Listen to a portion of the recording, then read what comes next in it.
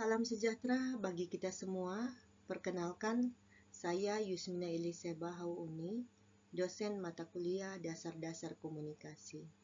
Dalam video ini, saya akan membahas topik tentang bentuk-bentuk praktik spiritual inklusi sebagai sumber inspirasi komunikasi.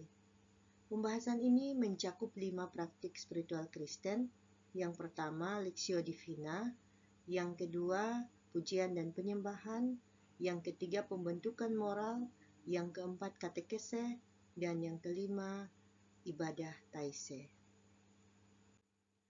Sub CPMK dari materi ini adalah mahasiswa mampu merancang bentuk-bentuk praktik spiritual inklusi dalam perspektif komunikasi mahasiswa.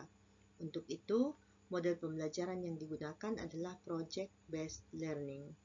Mahasiswa akan diberi tugas untuk merancang bentuk-bentuk praktik spiritual inklusi dengan fokus pada bagaimana praktik tersebut dapat diintegrasikan ke dalam konteks komunikasi yang efektif. Untuk itu, selamat mengikuti materi ini, semoga bermanfaat.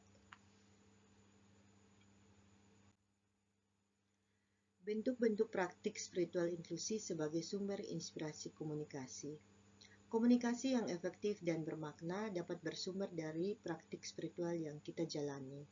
Melalui praktik-praktik seperti Lectio Divina, pujian dan penyembahan, pembentukan moral, katekis, dan ibadah taise, kita dapat menemukan inspirasi dan wawasan yang memperkaya interaksi kita dengan Tuhan, bahkan dengan sesama. Praktik yang pertama yaitu Lectio Divina. Lectio Divina adalah teknik doa monastik yang dilakukan dengan cara membaca, merenungkan, berdoa, dan menikmati kehadiran Allah.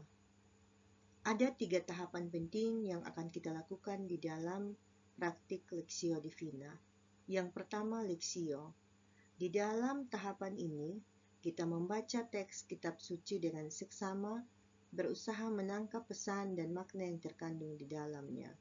Tahapan yang kedua yaitu meditation.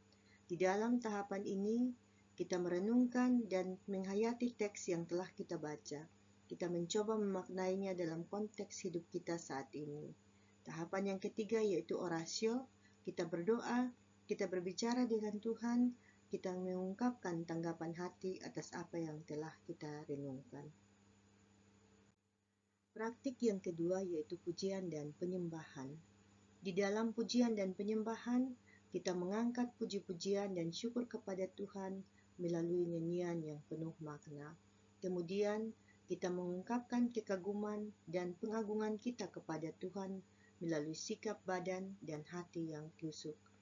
Dan yang ketiga adalah kita menyampaikan permohonan kita, pengharapan dan kebutuhan kita kepada Tuhan secara terbuka dan penuh kepercayaan. Praktik yang ketiga yaitu pembentukan moral. Di dalam praktik ini, kita mempelajari dan memahami nilai-nilai kekristenan seperti kejujuran, keadilan, kasih, dan kebijaksanaan. Kita juga mengevaluasi diri kita dan memperbaiki perilaku agar selaras dengan nilai-nilai yang telah kita pelajari.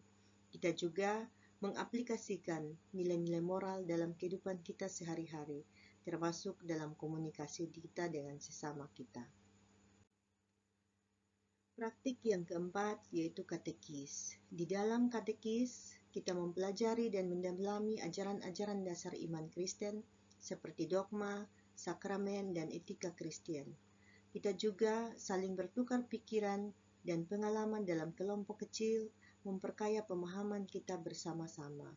Kita juga mengaplikasikan ajaran iman dalam kehidupan kita sehari-hari, termasuk dalam cara kita berkomunikasi.